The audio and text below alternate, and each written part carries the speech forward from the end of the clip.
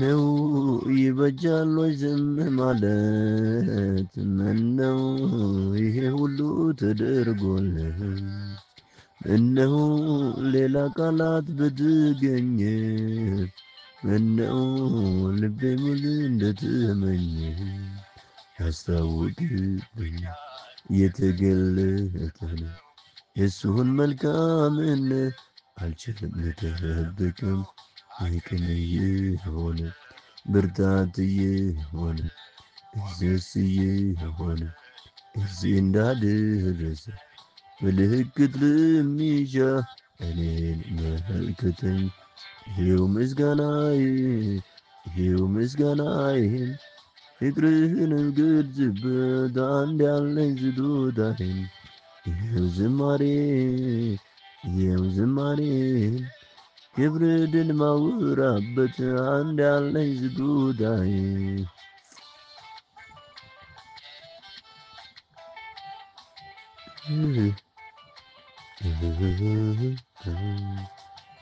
እውነት ብዙ ብዙ እውነት ብዙ ብዙም ስትረድ ብዙ ብዙ ስትረዳ ብዙ ብዙም ይወራ ይነገር ለእኔማ ያረከው ነገር ይወራ ይነገር ለእኔማ ያረከው ነገር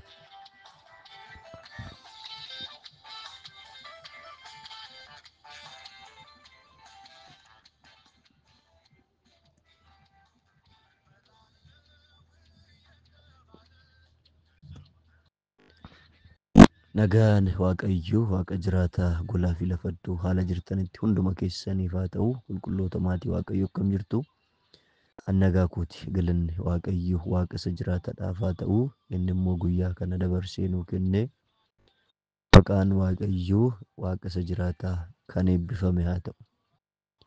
Egaa qo'annaa macaafa seera uumamaa kutaa 8 irra qaqqabneerra. Rammoo kutaa 9 inni ilaalla yoo fedha waaqayyo ta'e boqonnaa 3 muraasa isaa waliin ilaallarra. Mee sana dura immoo sagalee waaqayyo kutaa tokko dubbiseen waaqayyoon akka immoo nu barsiisu hin kadhanna. Ba'uu boqonnaa 3 lakkoofsa 14 akkas jedha. Waaqayyo deebisee Museedhaan ani isa jiraatadha. Waaqayyo waaqa isa jiraatadha obboloota koo. Ati immoo saba Israa'eliin inni jiraatan isinitti na ergeera hin jetta. Tokkoffaa ni jiraatadha. Lammaffaa kan immoo gara keessanitti na erge isa jiraatadha jettaan jedha. Waaqa jiraata, waaqa Abrahaam, waaqa Musee, waaqa abboota keenyaa, waaqa ergamootaa, waaqa bara baraan mul'attee iftee aangoon kee otoo hin daangeffamin jiraattu. Galanni, ulfinni, hooqubaan warra ol jedhani gadi jedhu, warri gadi jedhanis ol jedhu. Wanti hin darbine hin jiru. Hunduma dabarsitee ofii keetii otoo hin darbin kan jiraattu. Ifa eenyumtuu bira hin qaqqabne bira kan jiraattu. Ifa eenyumtuu irraa qooddachuu hin dandeenye keessa qofaa kee bara baraan kan jiraattu. Waaqa dhugaa, waaqa ulfina qabeessa, waaqa surra qabeessa. Ejaa ganama kanaa ifamni kee, araarri kee, jaalalli kee waan nu baay'ateef galanni, ulfinni, hooqubaan siif haa ta'u. Abbaa yerichaa, abbaa sabichaa, abbaa sagalichaa, hafuura qulqulluu nu gidduu deddeebi'e. Kan keenya waan jennu tokko hin qabnu hundumtuu kan keeti. Kan keeti si'iifis sumaafis nu gidduu deddeebi'e. Galanni ulfinni siif haa ta'u. Maqaa Yesuus Kiristoositiin. Ameen. Egaa kutaa 8ffaa turbii darbe uumama boqonnaa lama ilaallee turre kutaa 8ffaadha. Ibsa bal'aa haala uumama Addaamiif Hewaan keessattuu haala uumama waa'ee Addaamiif Hewaan ibsa bal'aa yeroo ilaallu Waaqayyoon namaaf jireenya kennuusaa uumama boqonnaa lama lakkoofsa 7 irratti Waaqayyoon namaaf akka inni jireenya kenne. Isatu jireenya nuu kenna obboloota koo. Ofii keenyan wanti finne hin jiru. Dandeettii keenyan, beekumsa keenyan, qabeenya keenyan wanta ta'e miti. Namaaf jireenya kennuusaa uumama boqonnaa lama lakkoofsa 7 irratti. Uumama boqonnaa lama lakkoofsa 8 irratti immoo Waaqayyo nama uume nama jireenya kenneef kanaaf immoo iddoo qopheessuusaa. Uumamni boqonnaan lama lakkoofsa 8 biyya gara ba'a biiftuu keessa Edenitti iddoo dhaaba tokko hin dhaabee jedha. Edan kun immoo eessa jennee daarii Xegroosii fi Efraaxes irratti argamti jennee uumama 2:14 irratti. Egaa beektonni akka jedhanitti iddoon Eden kun kibba Iraaq ammaatti argamti jedhanii gaafa amanan, kan biroo immoo bakka kana ta'uuf ragaan macaafa qulqulluu gahaan hin jiru kan jedhudha jennee ilaallee iddoo Waaqayyoon nama tolche sanaaf iddoo akka qopheesse. Sadaffaa irratti immoo Waaqayyoon nama uumee iddoo isaaf qopheesse sanaaf mirgaaf dirqama isaatti himuusaa. Mirga isaa dirqama isaa. Iddoo dhaaba Eden sana keessa muka jireenyaa fi biqiltuu gaariif gadhee nama beeksisu Waaqayyoon akka dhaabe. Muka jireenyaa sanarraa akka nyaatu biqiltuu gaariif gadhee nyaatanii waan gaariif gadhee ittiin adda baasan sana immoo akka inni hin nyaanne nama tolche sanaaf iddoo tolche. Iddoo tolche sana keessatti immoo achi keessatti maal nyaachuu qaba maal nyaachuu hin qabnu. Kun immoo Waaqayyoon namni isaaf ajajamuun ajajamnu kan jedhu qoruudhaaf akka inni godhe. Arfaffaa irratti Waaqayyoon nama jireenya kenneef sana immoo iddoo isaaf qopheesse kaa'uusaa. Iddoo isaaf qopheesse sana bakka isaaf tolche sana iddoo ofii isaatii filate sana iddoo Waaqayyo itti argamu sana iddoo Waaqayyo itti jiraatu sana iddoo eenyummaan Waaqayyo ayyaanni Waaqayyo suurraan Waaqayyo argamiinsi Waaqayyo jiru sana nama sana kaa'uusaa uumama 2:15 irratti. Isa qofa otoo hin taane uumama 2:18 irratti immoo Waaqayyoon namaaf gargaartuu mijattu uumuusaa. Waaqayyotu uume dhaaba kana si'a jalqabaatiif gaa'ela kan jedhamu kan hundeesse Waaqayyoodha. Koottaa jedhee koottaa namni kophaa isaa jiraachuun gaarii miti gargaartuu isaa mijattu in uumnafi jedhe. Isa qofa otoo hin taane 6ffaa irratti Waaqayyoon akkaataa gaa'ilaa qindeessuusaa. Adda ba'uu akka qabu immoo abbaan maatii kan jedhu sana seera gaa'ilaa Waaqayyoon qindeessuusaa. Keessattuu foon tokko yaadni jedhu uumama 2:24 irra kan jiru. Foon tokko yaadni jedhu kun sadoomummaa, ejja, sagaagalummaa, gaa'ela irratti gaa'ela dhaabbachuu, waliikuu akka macaafa qulqulluutti hin taane akka mormu. Maatewos 19:9, Maarqos 10 lakkoofsa 10 hanga 12 kan egaa torbee darbe keessa ilaalle jechaadha. Namni gaafa uumamu Waaqayyoon uumame. Namni uumame kun Waaqayyoon iddoo isaaf qopheessetu uume. Waaqayyoon nama uume kana mirgaaf dirqama isaaf kaayetu uume. Waaqayyoon namaaf iddoo qopheesse sana nama sana kaayeeti akka inni jiraatu kan barbaade. Waaqayyoon nama kanaaf immoo gaa'ela qopheesseera. Gargaartuu kan qopheessisaa. Haala kan qindeessisaa jechaadha. Kanaaf gabaabumatti boqonnaan 2 kun Waaqayyoon nama uume kana akka isa waaqessuufi kan uume. Akka Waaqayyoon waaqessu, akka Waaqayyoon dhaga'u, akka Waaqayyoon ajajamu, akka karaa Waaqayyoo irra deddeebi'uufi Waaqayyo kan uume. Iddoo Waaqayyo jiru jiraachuudhaaf akka Waaqayyo jedhu ta'utu nurraa eegama jechaadha. Har'a immoo kutaa 9ffaa seera uumamaa boqonnaa 3 ilaallaa. Jalqabbii cubbuuti egaa. Namni Waaqayyo tolche kun, namni Waaqayyo iddoo qopheesseef kun, iddoo kaa'eef kun kanarraa nyaadhu, muka jireenya irraa nyaadhu, muka gaariif gadhee ittiin adda baasan irraa nyaatiin namni jedhamee ajajame kun immoo cubbuu jalqabuu isaati argina jechaadha. Karaa dubartittii Waaqayyo kenneefitiin cubbuu jalqabuu isaati argina.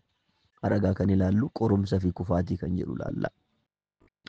Kan nuti ilaallu asuma Uumama boqonnaa 3 lakkoofsa 1 akka hanga 6 qofa ilaallarraa.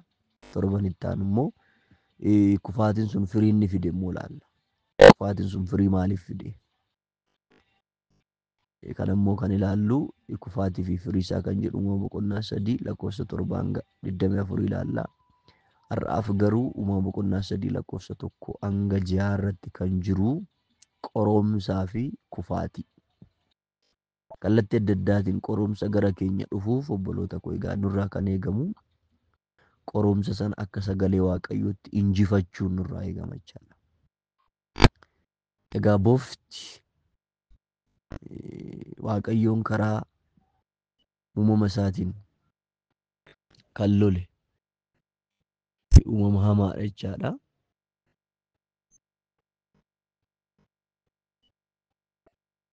Uumama Waaqayyoon falme yaada Waaqayyoo irra kan dhaabbateedha bofti jechaadha. Seexanni kan itti fayyadame. Lola kanas bofti kan jalqabe waan Waaqayyo Addaamitti dubbate soba jedhee galuun jechaadha. Rasaasa qabateen dhufne, meeshaa ammayyaa qabateen dhufne, jecha hamaa dubbii hamaa qabateen dhufne, dubbii gaarii fakkeessee gara isaa dhufe. Dallansuudhaan hin dhufne, sossobbiidhaan dhufe. Uumama boqonnaa 3 lakkoofsa 3 dhuftanii gaafa ilaaltan garuu muka saddoo dhaaba kana walakkaa jiru duwwaa Waaqayyo ija isaarraa hin nyaatinaa, isattis hin bu'inaa, hin nyaatinaa, isatti hin bu'inaa. Kana achi hin duutu jedheera jette. Bofichi immoo deebisee dubartittiidhaan hin duutan. Argitanii akka du'an beeka baay'ee. Akka isaan karaarraa goran beeka. Garuu maal jedhee dhufe hin duutan jedhee. Waaqayyoon hin duutu jedhe miti eeyyee bakka hin duutan ana namaa jedhe. Waaqayyoon uumama isaa akka abaaruuf sababa kan ta'e bofa hamaa kamanaadha jechaadha.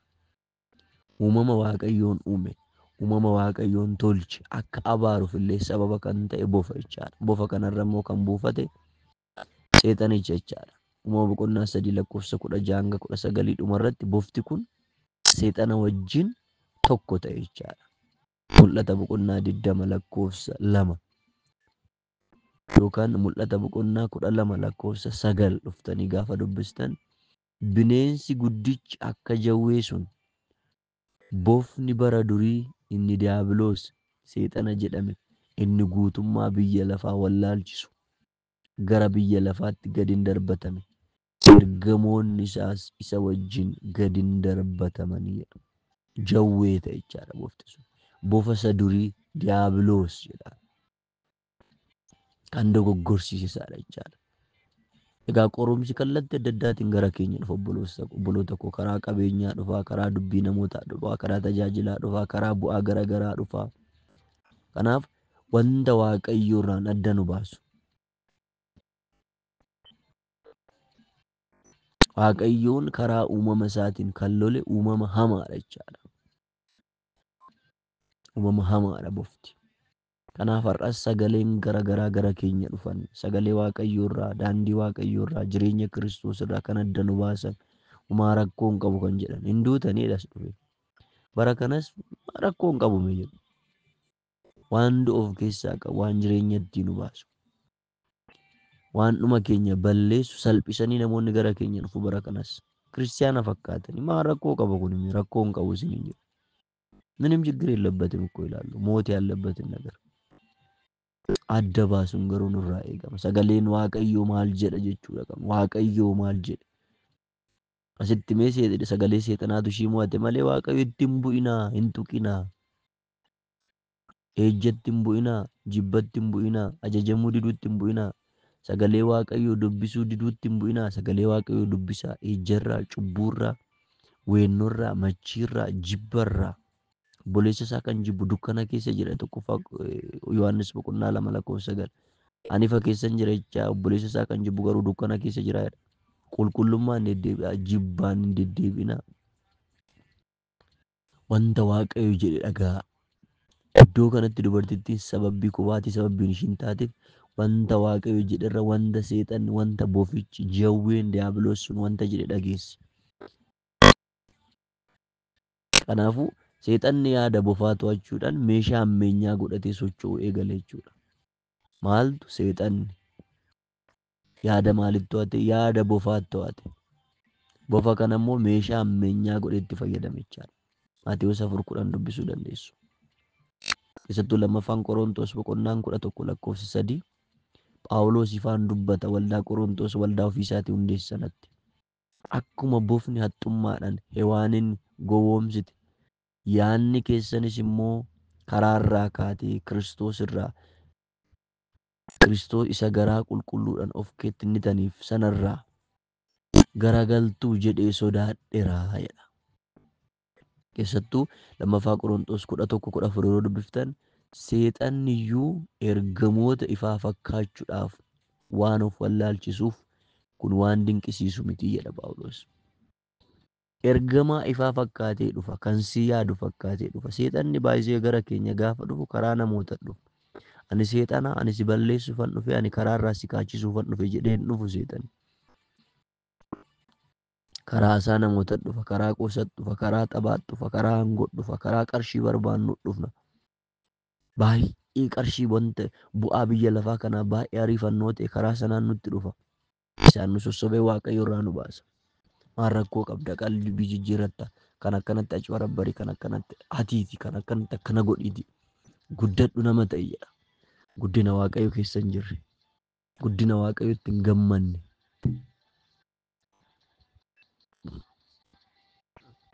Dhiifama. Kanaaf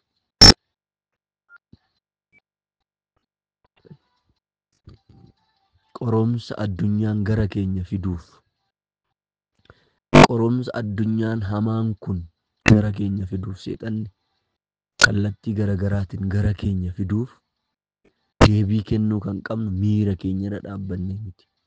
Sossobaa fi dubbii mi'aarra dhaabbannee miti. Sagaleen Waaqayyoo maal jedha? Waanum kamuu godha obboloota koo. Wanta nama godhu kana sagaleen Waaqayyoo maal jedha? Kanaadha kan mootummaa Waaqayyoof nu qaqqabsiisu obboloota koo. Inni kan biraa keessattuu uumama boqonnaa 3:4 dhuftanii gaafa ilaaltan du'a hin duutan sossobbii jedhu. Bofti uumama bara. Seexanni fi bofti isaan uumama.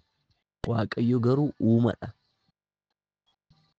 Uumaa harka isaatiin isaan tolcherra uumama dhaga'an. Hewaan uumama dhageesse.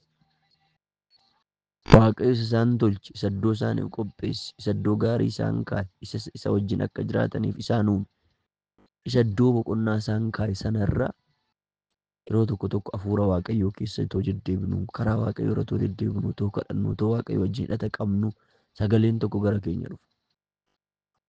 Sagalee sana keessummeessuu hin qabnu obboloota koo. Sagalee sana falmuu kan qabnu akka sagalee Waaqayyooti. Sagaleen Waaqayyoo maal jedha? Yeroon hojii kan hojjedhu sagalee Waaqayyoo maal jedha? Bu'aa kana yeroon barbaadu sagalee Waaqayyoo maal jedha?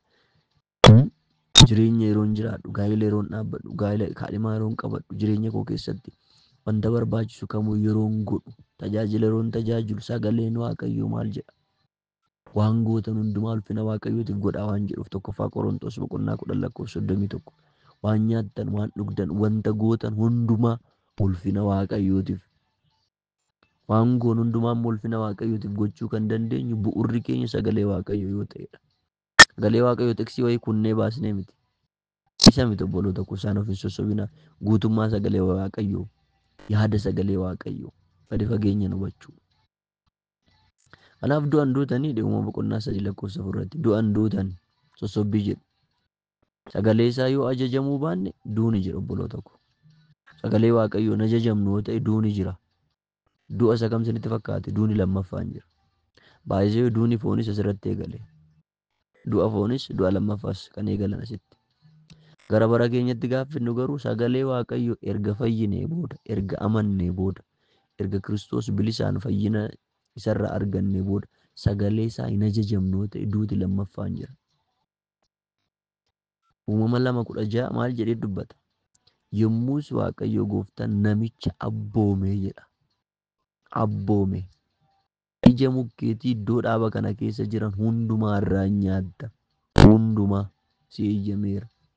Ija mukichaa nyaatanii hamaa fi gaarii ittiin beekan sanarraa garuu hin nyaatin. Gaafa sarraa nyaatte garuu dhuguma hin duutaa jedheen Waaqayyo. Akka hin nyaatin. Kana kan jedhe Waaqayyo isa uumedha. Kana kan jedhe Waaqayyo isa iddoo isaaf qopheessedha. Kana kan jedhe Waaqayyo isa uumama hunduma uumedha.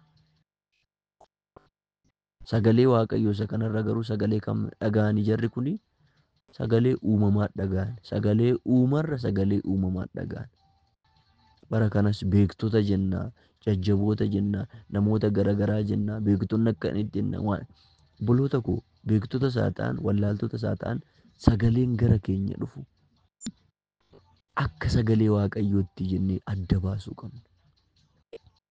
Kanaaf uumama boqonnaa 2:16-17 irratti gara Hewaan sagaleen dhufe sobaa fi ganuun.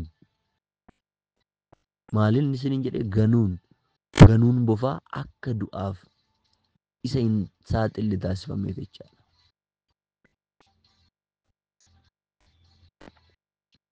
Argitanii sagalee kana gara ishii dhufe. Tokkoffaa ganuu of keessaa qaba. Lammaffaa soba of keessaa qaba. Sadaffaa irratti akka du'aaf ishee hin saaxille taasifameeti gara ishii kan dhufe. Haa hin duutu jedheen. Waan goonu kamuu obboloota koo sagalee Waaqayyoo maal jedheedha? Nuti biyya lafaa kana keessatti kara deemtudha. Kara deemtu jechaan nama karaarra darbee deemu jechaadha. Hin deemna. Lammaffaa cubbuun dhala namaa inni dursaa Waaqayyoon amanuu dhabuudha. Cubbuun dhala namaa inni dursaa maal akka ta'e beektu Waaqayyoon amanuu dhabuudha. Hin shakkite dubartiin kun shakkiidhaan guutamte. Yoo gochuu baate dhuguma kan inni jedhu kun sirrii yoo ta'e hin duutan erga jedhee kan Waaqayyo jedhu sunoo sirrii ta'uu baate Waaqayyoon amanaa. Wanta Waaqayyoon jedhe amanaa. Wanta sagalee Waaqayyo jedhu amanaa. Wanta sagalee Waaqayyo dubbatu amanaa. Sagalee Waaqayyo isa tajaajiltoonni bara kana maddee ishii tiksii wayii bucci godhanii keessaa kutanii baasanii gara olii isa jiru gara gadii isa jiru tu adda hin baasin guutummaa macaafichaa tu adda hin baasin ittiin moqqi nu godhan isa miti kan hin jechaa jiru. Sagalee Waaqayyo guutummaa isaa yaada sagalee Waaqayyo guutummaa isaa hubachuu. Fakkeenyaaf amma uumama boqonnaa 3 qo'ataa jirra. Kutaa tokko kunnee baasuu miti guutummaa isaa hubachuu. Yaada kutaa sanaa hubachuu. Yaadni ijoon kutaa kanaa maalidha? Yaada ijoo kutaa kanaa keessatti taatonni eenyudha? As keessa amma Hewaan jirti, Addaam jira, Waaqayyoon jira, Boofti kan seexan itti fayyadame jira. Namoonni kun gaheen isaanii maalidha? As keessatti gaheen Waaqayyoo maali? Gaheen Hewaan maali? Gaheen bofaa maali? Uumama boqonnaa 3 guutummaa isaa gaaf dubbiftan gaheen Waaqayyoo namoota kana nadabe bakka. Sagalee isaa waan didaniif gaheen bofaa dogoggorsiisudha. Gaheen Hewaan kan Waaqayyo jedhe dhiisuudhaan sagalee bofaa dhaga'uudha. Guutummaa macaafa kutaa tokko hubachuu gaafa dubbisu. Kanaaf cubbuun dhala namaa inni dursaa Waaqayyoon amanuu dhabuudha. Kunis waa'ee fayyisuu fi firdii waan barreeffamee didee ajajamuu dhabuudha. Waan maal ta'e waan barreeffamee dide.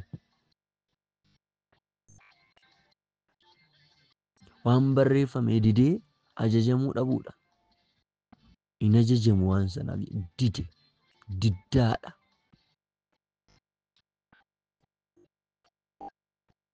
Ajajamuu diduun sammuu namootaa keessatti gatii dhabsiisuun hojii seexanaa yeroo hundaati jechaadha. Yeroo hunda seexanni kan hojjetu immoo sagalee Waaqayyoo keessa namootatti gatii dhabsiisu. Maal rakkoo qaba inni bara kana? Karaa miidiyaa hawaasaa kana akka feene taanetti maal rakkoo qaba inni? Ara rakkoo qaba. Ara obboloota koo rakkoo qaba. mirga qabna, dirqama qabna. Miidiyaa hawaasaa kana Waaqayyo dabarsee kan nuu kenneef afaan dandeenyu kamuunuu waa'ee fayyisuu Kiristoos, namni cubbamaa ta'uusaa, karaan Kiristoos ta'uusaa, daandiin ittiin immoo Kiristoos kana simatan amantiidhaan simachuu akka qaban, namoonni gara Kiristoositti dhufuu akka qaban, warri dhufan immoo Kiristoos kanaaf jiraachuu akka qaban. Bakka kanaaf pilaatfoormii kan amanaadhaaf Kiristoos kan kenne. Kanaan ala waan biraatiin miti. Kanaaf ajajamuu diduu, cubbuun dhala namaa ni dursa ajajamuu diduudha. Waaqayyoon amanuu diduudha. Waa'ee fayyisuu fi waa'ee firdii macaafa qulqulluun dubbatu sanaaf of kennuu diduudha. Keessattuu tokkoffaa Qorontos boqonnaa 6 lakkoofsa 9 dhuftanii gaafa dubbistan amantoota barraa jedheera ergaan kun. Warra amananiif, warra waldaa keessa jiraniif, akka koof akka keessa warra amananiif. Egaa warri jal'oonni mootummaa Waaqayyootti akka hin galle hin beektanii hin gowwoominaa. Maal hin ta'inaa? Hin gowwoominaa. Kiristaanni bara kan of gowwoomsa. Akka feetetti deddeebitee mootummaa Waaqayyoo hin dhaaltu na amani. Hin dhaallu ana dabalatee. Hin gowwoominaa. Warri halaleen, warri Waaqayyoolii tolfaman waaqessan, Waaqayyoo tolfamaa jechaan maal akka ta'e isinitti himu. Wanti Waaqayyoo ol nutti ta'e hundumtuu Waaqa tolfamaa. Birrii keenya ta'uu danda'a. Gaa'ela keenya ta'uu danda'a. Hiriyaa keenya ta'uu danda'a. Hojii keenya ta'uu danda'a. Biizinasii keenya ta'uu danda'a. Waaqayyoo ol wanti nuti ta'e, wanti nuti Waaqayyoo caalchifnu, wanta harka keenya jiru ta'e wanti nuti Waaqayyoo caalchifnu bifa keenya ta'uu danda'a. Wanti Waaqayyoo ol nutti ta'e hundumtuu Waaqayyo tolfamaadha. Hundumtuu Waaqayyoo gadi ta'uu qaba obboloota koo. Gannee deemna waan ta'eef. Hin gowwoominaa.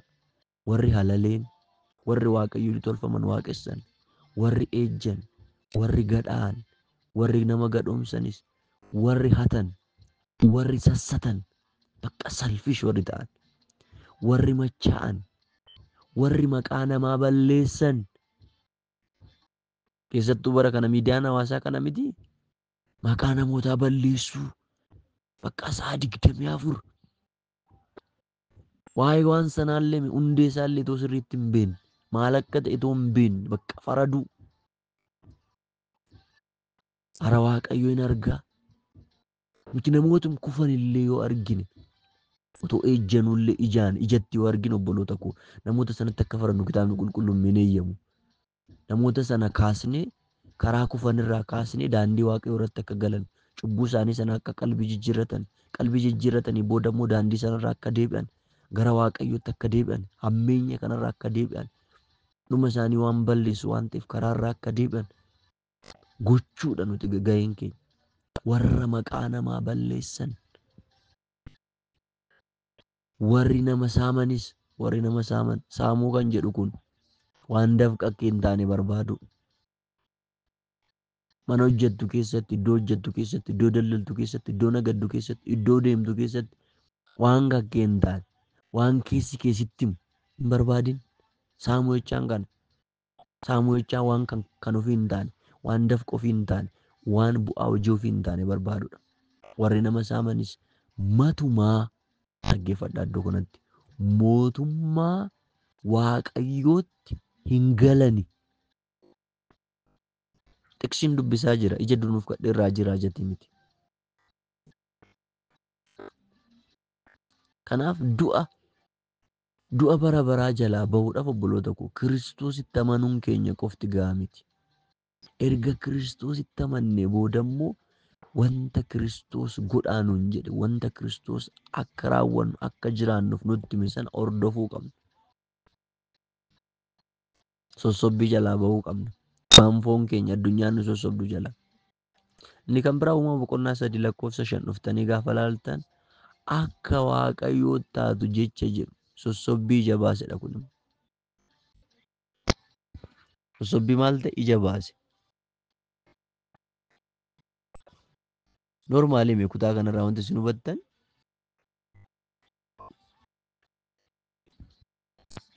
Waaqayyo uumadha. Jarri kun uumama. Uumamni akkamitti akka uumaa ta'uu danda'a? Wanti isin harka keessaniin hojjettan akkamitti akka keessan ta'uu danda'a? Akka Waaqayyoo taatu. Bara kanas akkanaadha mitiiree sagaleen gara keenya dhufu akkana siif ta'a, akkana siif ta'a, akkana siif ta'a. Obboloota koo wanti kana dura nuuf ta'e wanti gara fuulduraa nuu ta'u wajjiniin waliin qaqqabu. Fayyinni keenya qabeenya addunyaa kanaa hundumaa harka keenya too galee fayyina keenya sanaan ruubii waliin gitu.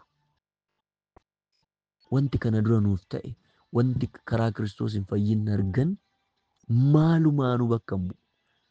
Maalumtuu gara isaan qaqqabu. Indoo parsantii 100 illee keenya yoo ta'e wanti kana dura Kiristoos nuuf godhe fayyinni nuti argan parsantii 100 keessaa 99 yoo ta'e wanti gara fuulduraatti nuuf haa ta'u jennee boonyu wanti biyya lafaa kun parsantii tokko hin ta'u obboloota koo. Suni kan bara baraati. Kanaafuu akka Waaqayyoo taatu jecha jedhu gadhee fi gaarii adda baasanii hawwii akka Waaqayyoo ta'uu nama hawwii. Namni gaafa hawwiidhaan harkifamuudha Waaqayyo irraa adda kan ba'u. Gadhee fi gaarii adda baasanii hawwii akka Waaqayyoo ta'uu nama Waaqayyoo fi yaada Waaqayyoo irraa adda baaseera jechuudha.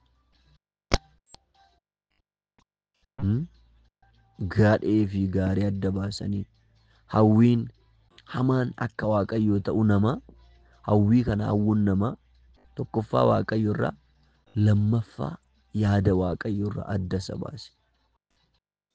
Namni Waaqayyoo fi yaada Waaqayyoo irraa adda kan ba'u gaafa hawwii hamaa ta'een harkifamudha. Fooqii ijaaruun qaba. Akkas gochuun qaba.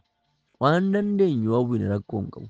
Hawwii hamaa, hawwii garmalee, waan hawwii fooniitiin gulufu akka farda luugama kutee jireenya akkanaa obboloota koo seexanarraa hafuura hamaarraa waan qabnutti tasgabboofnee jiraachuu qabna. Tokkoffaa Xiimotewos boqonnaa 6 sagalee Waaqayyoo akka jedhu lakkoofsa 12 gara biyya lafaa kanarraa wanti finnee dhufne hin jiru. Wanti nyaannu, wanti dhugnu, wanti keessa jiraannu oonu jiraate nu gaaya. Qullaa keenya dhufne, qullaa keenya gara deebine. Isumaa yoom akka deemnu hin beeknu. Kanaaf har'as ta'u mormii addunyaarra jirudha kun jechaadha. Uumama 3:22 dubbisuu dandeessu. Wanti ajaa'ibsiisan garuu baay'ee kan isin ajaa'ibu garuu gaarii fi gadhee adda baasuu kan danda'u nama yaada Waaqayyoo jala jiraatu ta'uu isaati. Baay'ee kan isin gaddisiisu kana. Akka bofichi jedhe too hin taane namni gaarii fi gadhee adda baasuu kan danda'u yaada Waaqayyoo, sagalee Waaqayyoo, hafuura Waaqayyoo, fedha Waaqayyoo, pirinsipilii Waaqayyoo jala gaafa jiraatudha. Dhugaadhaan gaarii fi gadhee adda baasuu kan danda'u. Wangeelii Yohaannis boqonnaa 10 lakkoofsa 34 maal jedha? Yesuus immoo anoo isin waaqayyoota isiniin jedheera kan jedhu seera keessan keessatti caafamee jira isaaniin jedhe. Waa'ee isaa yeroo dubbatu. Maaliif Fariisonni Yesuus Kiristoos hubachuu hin dandeenye ture, jaamanii turan. Ati Waaqayyo miti jedhaniin.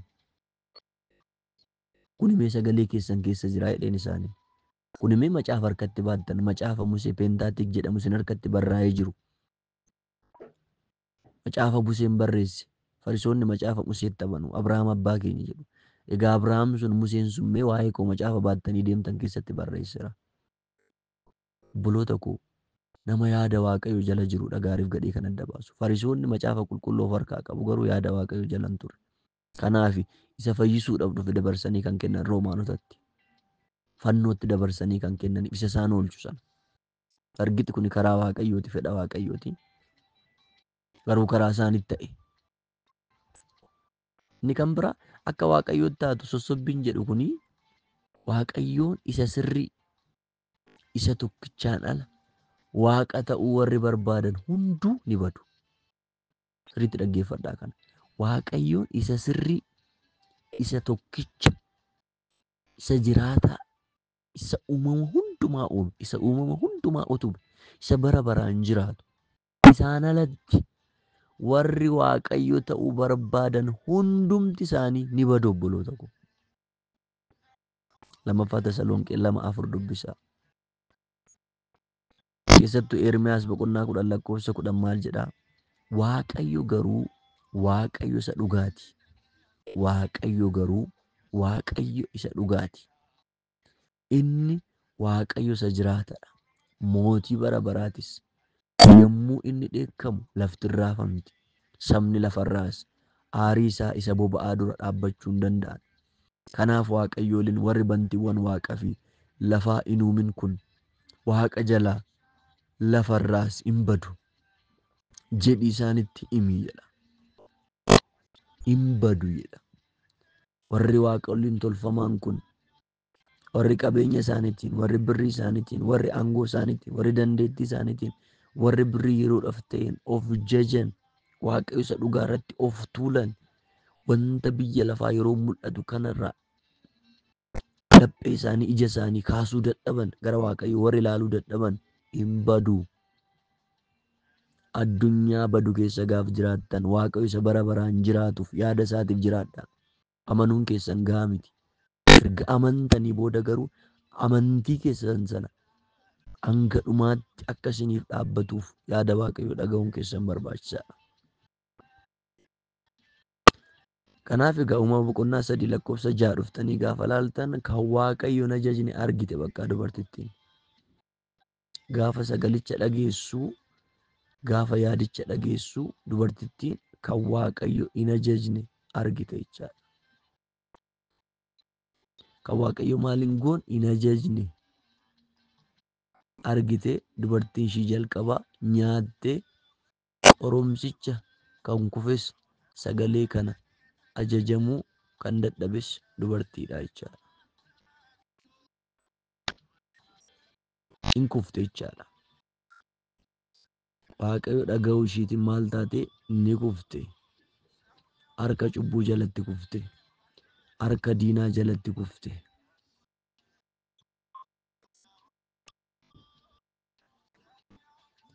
Qoromsicha kan kufte sagalee waaqayyoo isa sirriirra sagalee bofaa isa sossobaa dhageesse. Uumama 2:16-17 dubbisa. Kanaafuu karaan ittiin qoromsa mo'atan sagalee waaqayyooti jechaadha. Maatewos 4:1-11 Kiristoos yeroo waggaa 30tti harka Yohaannis cuuphatti cuuphamee lafa onaa keessatti guyyaa 40 kadhatu seexanni kun dhufeera gara Kiristoosis. Sagalee waaqayyootiin kan mo'ate, sagalee waaqayyootiin diina mo'achuu kan dandeenyu, sagalee waaqayyootiin qoromsa darbuu kan dandeenyu. Kanaafuu sagalee waaqayyoo kana immoo dubbisuudha qabna. Guutummaa isaa kukkunnee isa ilaalu otoo hin taane guutummaa isaa hubachuu. Kanaaf kan waaqayyoon dhoowwe nyaatanii jechaadha. Kanaaf namoonni kun du'a foonis hordofsiisan jechaadha. Uumama 2:17 irratti kan waaqayyo isaan dhoowwe sana nyaatanii. Duuni fooniin turre du'a foonis hordofsiisan. Uumama 5:5 dubbisuu dandeessu. Kanaaf uumama boqonnaa 3 lakkoofsa 6 dubartittiinis ija mukichaa nyaataaf gaarii ta'uusaa ija namaatti kan tolu ogeessa nama gochuudhaafis gomjaasisaa ta'uusaa argitee ija isaarraa kutattee in nyaatte. Abbaa manaa ishee isa ishee wajjin tureefis immoo in laatte innis in nyaate jedha. In hawwite tokkoffaa sagalee dhageesse. Jalqaba waan dhageessan tokko yeroo dhageessan wanta gara gurra keessanii dhufu obboloota koo waan tokkoof ariittafattanii waan tokko gochuun dura waaqayyo maal jedha. Kufaatiin namaa kan eegalu obboloota koo sagalee gara isaa dhufu hundumaa sirriidha jechuudha. Lallaba yeroo dhageessan kun maal jedha sagalee akka sagalee waaqayyootti na lallabaa jedha obboloota koo. Seexannis macaafa nuti dubbisnu kana gara keessan qabatee dhufa. Seexanni baallee wayii dukkana wayii waan akkasitti miti kan dhufu obboloota koo. Ergamaa ifaa fakkaatee dhufa. Xiqsii qabatee dhufa. Akka sagalee waaqayyootti dhugaadhaa jedhaatee adda baasa. Waan dhageenyu. In dhageessee, in amantee, in hawwitee, in nyaattee, in nyaachiftee, qullaa taatee, qullaa gootee iddoo waaqayyo jiru sana in baate jechaadha. Kun hundumtuu kan ta'e waan dhageessu sana adda baasuu dhiisurraan. Hawwii fooniin harkifamuudhaan. Kanaaf namni waaqayyoon ajajamuu gaafa dhaabu fooninis hafuuranis du'a fudhata jechaadha. yookaan keessummeessa jechaadha. Gaaf kam Waaqayyoon ajajamuu gaafa dhabu du'a foonis du'a hafuuras fudhate yookaan keessummeessa jechaadha. Roomaa boqonnaa 8:5. Kanaafuu bara kanas Waaqayyo ajajamuutu nu baasa jechaadha. Yeroo baay'ee namoonni amantii bilisaan fudhadheera, dhugaadha bilisaan amanne, kaffaluu hin dandeenyu, gatii cubbuu keenyaa Kiristoos kaffaleera. Erga amannee booda garuu ajajamuu qabna. Mirgaaf dirqama keenya beekuu qabna. Maaliif Roomeen boqonnaan 8:5 warri akka fedha foonitti jiraatan yaada isaanii fedha foonirra dhaabaniiru. Warri akka fedha hafuuratti jiraatan garuu waa'ee waan hafuuraatti hin yaadu. Yaada ofii fedha foonitti hidhuun du'a fida. Maal fida? Du'an fida. Yaada ofii fedha hafuuratti hidhuun garuu jireenyas nagaas hin fidedha. Nagaa kan fidu birrii miti. Nagaa kan fidu qabeenya miti. Nagaa kan fidu qarshii walitti kuufannu yookaan qabeenya qorannu yookaan wanta biyya lafaa guuttannu miti obboloota ko. Nagaa kan fidu namoonni ergamaa dukkanaa wajjin hidhata uumanii qabeenya horatan baay'een isaanii guutummaan guuttachuu dandeessu. Halkan nagaa hin qaban, hirriba hin qaban obboloota ko. Yaada ofii fedha hafuuratti hidhuun garuu tokkoffaa jireenya, lammaffaa nagaas fida jedha. Hangafa nagaa kanaaf jedhe kaa.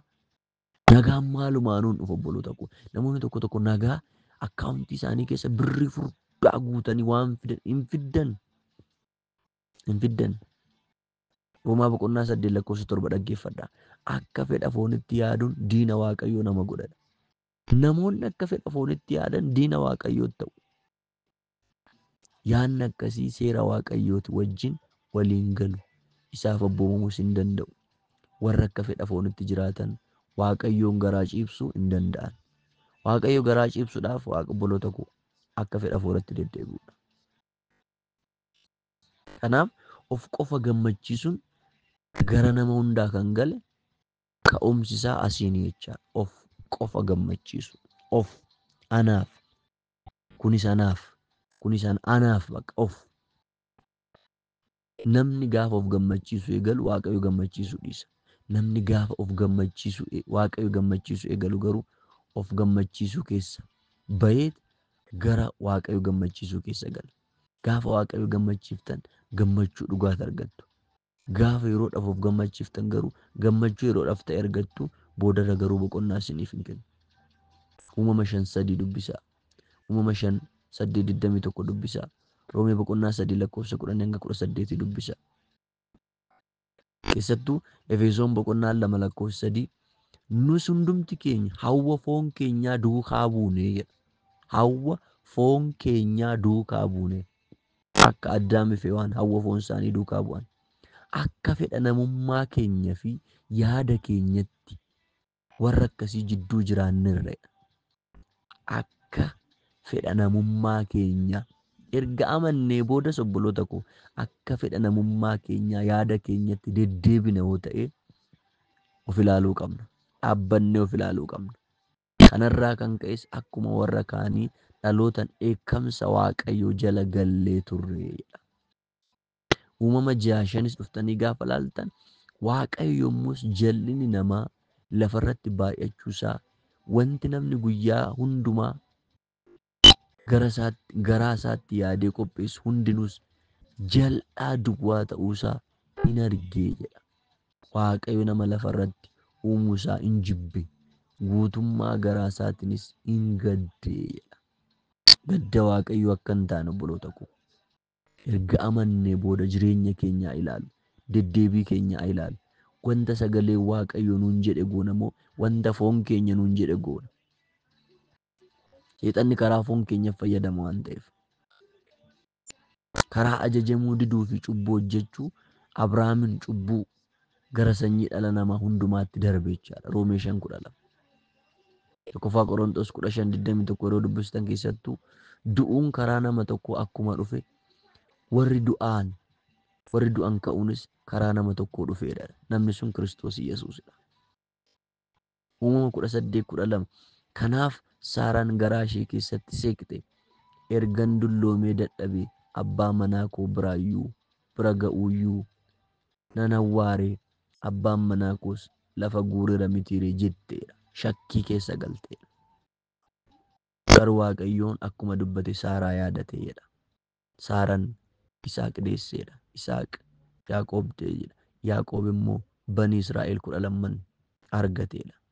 Isaan keessaa inni arfaffaan Yihudaa ture jedha. Sanyii Yihudaa keessaa Kiristoos inni fayyisu gara keenya dhufe. Kutaa 17 ittaan kufaatii fi firii isaa kan jedhu immoo Uumama boqonnaa 3 7-24 ilaali. Har'aaf asuma irratti dhaama. Kanaaf obboloota koo hawwii foon keenyaa keessaa baanu barsiisa sobaa bara kana miira keenya keessa akka guluuf nu godhu keessaa baanu. Dhaloonni baay'een gowwoofamaa jira karaa miidiyaa hawaasaa kana. Wacuu namaa hin ilaalina obboloota koo. Isinitti raajamu akkas taata hin ilaalina. Jireenyi keessan sirrii hin taane taanaan minim wanti dhufu hin jiru. Jireenya keessan ilaalaa. Abboomii Waaqayyo kenne jira. Sagalee Waaqayyo kenne jira. Karaan akka itti irra deemnu nuuf kenname. Karaa qal'aa irra kiristaanni kan deemu. Daandii dhiphaa nutti kenname jira. Daandii bal'aa irra warri gulufan akka fedha foon isaaniitti warri gulufan mootummaa Waaqayyootti hin galan. Mootummaa Waaqayyoo hin argan. Kanaaf haa dammaqu. Ayyaanni fi araarri Waaqayyoo golaa fi bakka iddoo jirtanitti hunduma keessan faanaa ta'u. Hubannaan inni qulqulluun, inni sirriin, inni Waaqa irraa ta'e, inni dhumaaf daangaa hin qabne, inni Waaqa isa tokkicha, isa qulqulluu Kiristoos Iyyasuus irraa ta'e, gubbaa irraa inni ta'e. Jireenya keessan haa dhaalu. Yeroon dhumateera, sa'aan dhumateera. Waa'ee Kiristoos lallabaa. Kiristoos lallabdan sana jiraadhaa obboloota koo. Jiraadhaa. Ayyaanni Waaqayyoo hunduma keessaniif haa baay'atu. Kadhata keessanii yeroo hunda na yaadadhaa. Kutaa 17 ittaan kufaatii fi firii isaa kan jedhu Uumama boqonnaa 3:7-24 immoo dubbisaatii koottaa. Dubbisaa ilaalatii koottaa. Gaaffii qabaattan warra adminii qaban gaafadhaa. Karaa keessatiin na gaafachuu dandeessu. Welkaam ijoolleen na gaafataa jirtan jirtu sirriitti Waaqayyoon yeroo nuu kennaa jira abdii qabaa. Baay'ee natti toleera. Akkasuma gaaffii gaafachuu keessan wanta gaaffisinitti itti fufaa. Kadhata keessaniin na yaadadhaa. Ayyaanniif araarri Waaqayyoo hunduma keessan faana haa ta'u. Eebbifamaa.